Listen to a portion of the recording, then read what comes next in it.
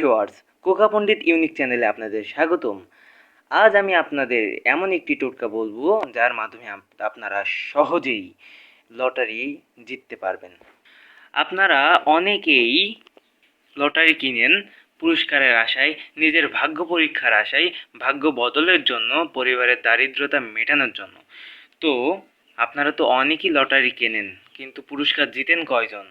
আবার আপনার পাশে একটা লটারি কিনেই একজন অনেক পুরস্কার লাভ করে, আবার আপনি অনেকগুলো লটারি কিনেও পুরস্কার পান না। তো সেই অনুসারে আমি এমন একটি টোটকা আজ বলবো আপনাদের, যার মাধ্যমে আপনারা সহজেই সহজেই লটারি জিততে পারবেন। তো চলুন ভিউয়ার্স, এখন চলে যাওয়া যাক আমাদের মূল ভিডিওতে। তো আপনাদের প্রথমে যে কাজটি করতে হবে, এই গাছটি লাগবে।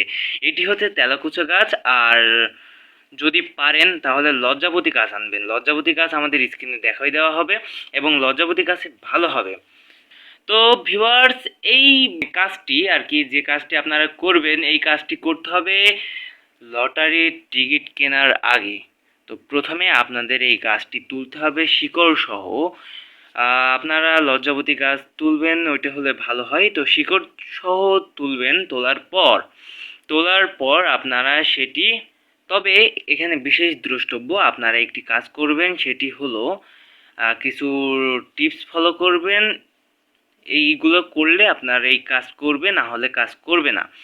প্রথমত আপনাদের এত ভোরবেলা উঠতে হবে যেন কেউ না দেখে। আগের দিন যে লজ্জাবতী গাছের কাছে যে বলতে হবে, বা হচ্ছে এই তেলাকুচা গাছের কাছে যে বলতে হবে, এটি করতে হবে প্রতি শনিবার, মানে যে কোনো সপ্তাহের যে কোনো একটা শনিবারে করতে হবে। এবং স্নান করতে হবে, করার পর আগের দিন যে গাছকে নিমন্ত্রণ দিয়ে আসতে হবে। তারপর পরের দিন যে আপনারা গাছের কাছে যে শিকড় সহ গাছটি তুলবেন। তবে আপনাদের স্নান করে যেতে হবে এবং তার সাথে সকালে উঠতে হবে যেন আপনাকে কেউ না দেখে ফেলে।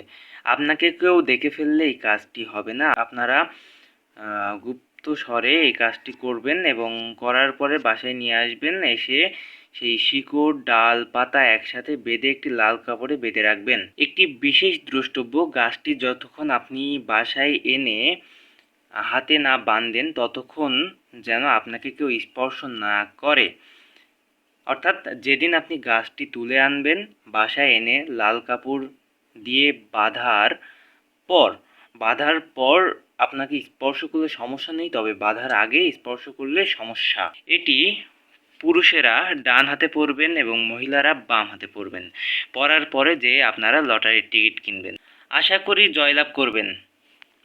তবে আপনার জন্মকুণ্ডলিতে যদি বা হাতের রেখায় যদি সর্পদোষ থাকে তাহলে কিন্তু এটি কাজ করবে না। একটি গবেষণায় জানা গেছে, আমাদের গুরুজির কাছে তিনি বলেছেন যে সর্পদোষ প্রায় 3000 রকম হয়ে থাকে।